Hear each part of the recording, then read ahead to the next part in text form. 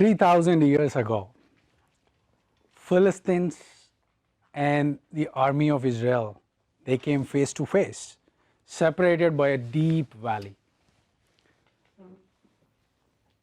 They were staring at each other because they were caught up in a deadlock. Neither of them can make a move, because once they make a move, they end up exposing themselves completely.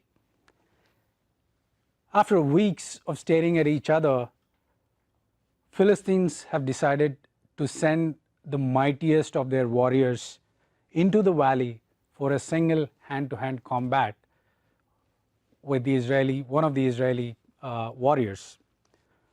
So there's this giant who is 6 foot 9 inches, slowly started walking down into the valley.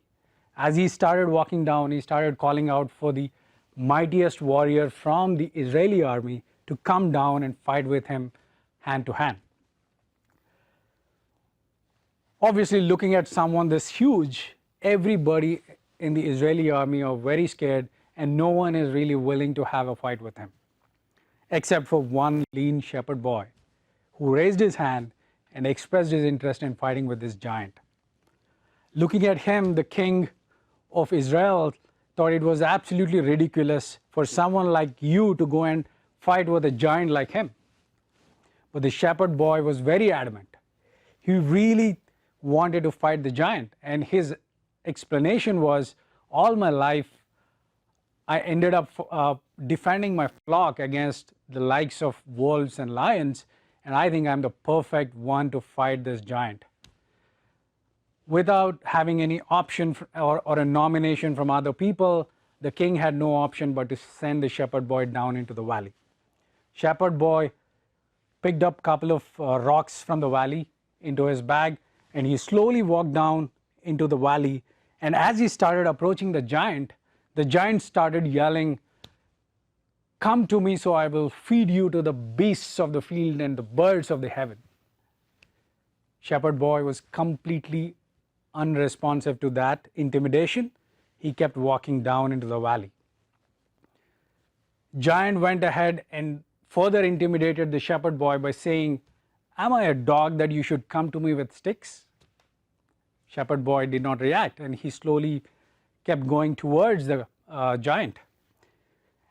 And as he started approaching the giant, he took his sling out, put a rock in the leather pouch, he whirled the sling around and threw the projectile right on the forehead of the giant. The giant was hit, he fell down the valley.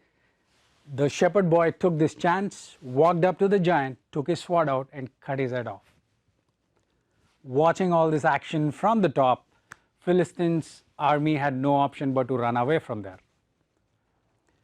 And the shepherd boy is David, and the giant is none other than the Goliath. This is the David and Goliath story that we all have heard about. But as I started reading this story again and again, I sort of started realizing that all of us got this story very wrong. We all thought that this story is an underdog story, where a simple shepherd boy ended up killing this huge giant. But is it really an underdog story? Let's sort of analyze what really happened here. In the ancient warfare, there are 3 types of armies. One is cavalry, men on horseback; infantry, heavily armed people on footsteps; and artillery. Artillery is a mix of archers and slingers, and slingers are a major part of the artillery. So the slingers, as they whirl these projectiles with a speed of around 6 to 7 revolutions per second, the projectile, when it leaves the sling, ends up catching so much speed, and the rocks in the valley are not the normal rocks, but they are barium sulfate. Those are the densest rocks on earth.